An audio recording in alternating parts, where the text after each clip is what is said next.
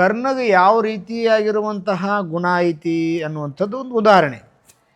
ಒಮ್ಮೆ ಕರ್ಣ ಕ್ಷೌರ ಮಾಡಿಸ್ಕೊತಿರ್ತಾನೆ. ಕರ್ಣ ಅಂದರೆ ದೊಡ್ಡ ದಾನವೀರ ಶೂರ ಕರ್ಣ, ಹೌದಾ?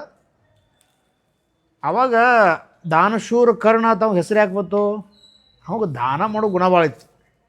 ಅದಕ್ಕೆ ಏನೈತಿ ಉದಾರತಾ. ಉದಾರತೆ ಅಂದ್ರೆ ಉದಾರ ಭಾವನೆ, ಕೊಡೋದಾಗಿರ್ಬೋದು, ತಿಳಿಸೋದಾಗಿರ್ಬೋದು, ಏನಾದರೂ ಉದಾಹರಣೆ ಭಾವನೆ. ಒಂದು ಸರಿ ಕಟಿಂಗ್ ಅಂಗಡಿಯಾಗ ಹೋಗಿ ಕೂತಿದ್ದ ಯಾರು? ಕರ್ಣ. ಕ್ಷೌರ ಮಾಡ್ತಿದ್ದವ, ಹಿಂಗೆ ಗಡ್ಡ ಬೋಳ್ಸಾಕತ್ತಿದ್ದ. ಆವಾಗ ಒಬ್ಬ ಬಡವ ಬಂದ ಕರ್ಣನ ಹಂತಕ್ಕೆ ಬಂದ, ಮಹಾರಾಜರೇ ನನ್ನ ಮಗಳು ಮದುವೆ ಐತಿ ಮುಂದಿನ ತಿಂಗಳದಾಗ, ನೀವು ನನಗೇನಾದರೂ ದಯಮಾಡಿ ದಾನ ಮಾಡಿರಿ ಅಂಥೇಳಿ ಕೇಳ್ತಾನೆ. ಯಾರು? ಒಬ್ಬ ಬಡವ ಕೇಳ್ತಾನೆ. ಬಡವ ಕೇಳ್ತಾನಂದ್ರೆ ಇದು ಒಂದು ನೆನಪಿರಲ್ಲ ನಿಮಗೆ, ರಾಜರ ಊಟ ಮಾಡುವಂಥ ತಟ್ಟೆಗಳು ಎಂಥವು ಇರ್ತಾವೆ? ಬಂಗಾರದ ಇರ್ತಾವೆ. ರಾಜರ ನೀರು ಕುಡಿಯುವಂಥ ಗ್ಲಾಸ್ ಎಂಥವು ಇರ್ತಾವೆ? ಎಲ್ಲ ಬಂಗಾರದ ಇರ್ತಾವೆ ಇರ್ತಕ್ಕೆ. ಹಂಗೆ ಕಟಿಂಗ್ ಮಾಡೋ ಸಟ್ಟನು ಬಂಗಾರದ ಇತ್ತವ್ರು. ಅದರೊಳಗೆ ಒಬ್ಬ ಬಡವ ಬಂದು ನನ್ನ ಮಗಳು ಮದುವೆ ಐತ್ರಿ, ನನಗೇನಾದರೂ ಕೊಡ್ರಿ ಅಂತ ದಾನ ಮಾಡಿರಿ ಅಂತ ಕೇಳಿಬಿಡ್ತಾನೆ. ಆವಾಗ ದಾನ ಮಾಡು ಅಂತ ಕೇಳಿದ ತಕ್ಷಣನೇ ಯಾರು?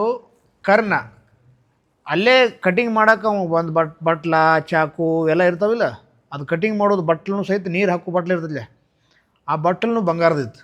ಪಟ್ನ ಹಿಂಗೆ ಎಡಗೈಲೆ ತೊಗೊಂಡು ಕೊಟ್ಬಿಟ್ಟವ. ಅವ್ನು ತೊಗೊಂಡು ಹೋದ, ನಮಸ್ಕಾರ ಮಾಡಿದ, ತೊಗೊಂಡು ಹೋದ, ಚಾನ್ಸ್ ಹೊಡೆದವ. ಯಾರು? ಬಡವ. ಅವಾಗ ನೀವು ಕಟಿಂಗ್ ಮಾಡೋ ಕ್ಷೌರಿಕೆ ಏನು ಕೇಳ್ತಾನಂದ್ರೆ, ಅಲ್ರಿ ರಾಜರ, ನೀವು ಅವ ಬಂದು ಕೇಳಿದ ಸರಿ, ಅದಕ್ಕೆ ನೀವು ಕೊಟ್ರಿ ಸರಿ, ನೀವು ದಾನ ಮಾಡಿ. ಆದ್ರೆ ಶಾಸ್ತ್ರದೊಳಗೆ ಹಿಂಗೆ ಬರ್ತೈತಲ್ಲ, ಶುಭ ಕಾರ್ಯ ಮಾಡುವಾಗ, ಏನಾದರೂ ಧರ್ಮ ಕಾರ್ಯಗಳನ್ನು ಮಾಡುವಾಗ ಎಡಗೈಲೆ ಮಾಡಬಾರ್ದು, ಬಲಗೈಲೆ ಮಾಡಬೇಕು ಅಂತ ರೂಲ್ಸ್ ಐತೆ, ನಿಮ್ಗೆ ಗೊತ್ತೈತೇನು ಕೇಳಿದವ. ಯಾರು? ಕ್ಷೌರಿಕ. ಈ ಮಾತು ಕೇಳಿದ ತಕ್ಷಣ ಗೊತ್ತೈತಿಲ್ಲ ನನಗೂ, ಎಡಗೈಲೆ ಮಾಡಬಾರ್ದು, ಬಲಗೈಲೆ ಎಲ್ಲ ಧರ್ಮ ಕಾರ್ಯಗಳು ಮಾಡಬೇಕು, ದಾನ ಧರ್ಮ ಎಲ್ಲ ಬಲಗೈಲೆ ಕೊಡಬೇಕು ಅಂತ ಗೊತ್ತೈತಿ ಅಂದ್ರೆ. ಮತ್ತು ಇಷ್ಟೆಲ್ಲ ಗೊತ್ತಿದ್ದರೂ ಎಡಗೈಲೆ ಯಾಕೆ ಕೊಟ್ರಿಪ್ಪ ನೀವು ಅಂತ ಕೇಳಿದವ. ಯಾರು? ಕ್ಷೌರಿಕ ಕೇಳಿದ. ಆವಾಗ ಕ್ಷೌರಿಕ ಇದನ್ನು ಕೇಳಿದ ಕೂಡಲೇ ಕರ್ಣ ಒಂದು ಮಾತು ಹೇಳ್ತಾನೆ. ಏನಂದ್ರೆ, ನೀ ಕೇಳಕತ್ತಿದ್ದೆಲ್ಲ ಸರಿ ಐತಿಪ್ಪ, ನಮ್ಮ ಮನಸ್ಸು ನಮ್ಮ ಕೈಯಾಗಿರಂಗಿಲ್ಲ, ನಮ್ಮ ಬುದ್ಧಿ ಯಾವತ್ತೂ ನಮ್ಮ ಕೈಯಾಗಿರ್ತೈತೆ ಅಂತ ಹೇಳಕ್ಕೆ ಬರೋಂಗಿಲ್ಲ. ಇದು ಎಡಕ್ಕೈತಿ ಬಟ್ಲ, ಈ ಬಂಗಾರ ಬಟ್ಲ ಎಡಕ್ಕೈತಿ. ಈ ಎಡಕಿನ ಬಟ್ಲ ತೊಗೊಂಡು ಈ ಕೈಯಾಗಿನ ತೊಗೊಂಡು ಈ ಕೈಯಾಗಿ ತೊಗೊಳೋದ್ರೊಳಗೆ ನನ್ನ ಮನಸ್ಸು ಚೇಂಜ್ ಆತಂದ್ರೆ, ಕೊಡಬೇಕು ಅಂತ ಹೇಳಿ ನನ್ನ ತಲೆಯಾಗ ಬರ್ತದೆ, ಕೊಡಬೇಕು ಅಂತ ನನ್ನ ತಲೆಯಾಗ ಬಂದೈತಲ್ಲ, ಈ ಕೈಯಿಂದ ಪಟ್ನ ಕೊಟ್ಬಿಟ್ಟು ನೀವು ಹೋಗ್ಬಿಟ್ಟವ, ಮುಗಿದು ಹೋಗ್ತೀನಿ.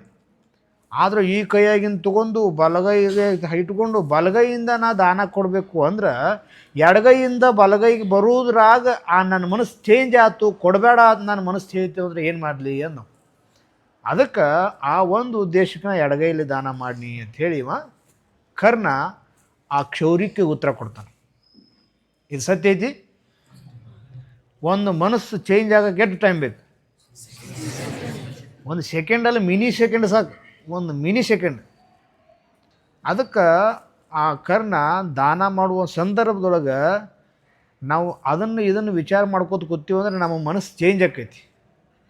ಈಗ ನಿಮಗೊಂದು ಪಾಠಶಾಲೆಗೆ ಒಂದು ಏನೋ ದೊಡ್ಡ ಕಾರ್ಯಕ್ರಮ ಐತಿ, ಒಂದಿಷ್ಟು ದೇಣಿಗೆ ಕೊಡ್ರಿ ಅಂದ ಕೂಡಲೇ ಇವತ್ತು ಪಟ್ನ ಕೊಟ್ಟರೆ ಅಂದರೆ ಒಂದು 1000 ರೂಪಾಯಿ ಕೊಟ್ಟಿದ್ರಿಪ್ಪ, ಹರ್ಯಾಕೆ ಕೊಡ್ತಾನೆ ಅಂದರೆ ನಿಮ್ಮ ಮನಸ್ಸಿನಾಗ ಬರುತ್ತೆ. 1000 ಐತಿ, ಅವ 1000 ಕೊಟ್ಟಿಲ್ಲ, ಅವ 500 ಕೊಟ್ಟಾನು, 100 ಕೊಟ್ಟಾನು, ನಾ ಯಾಕೆ 1000 ಕೊಡಲಿ?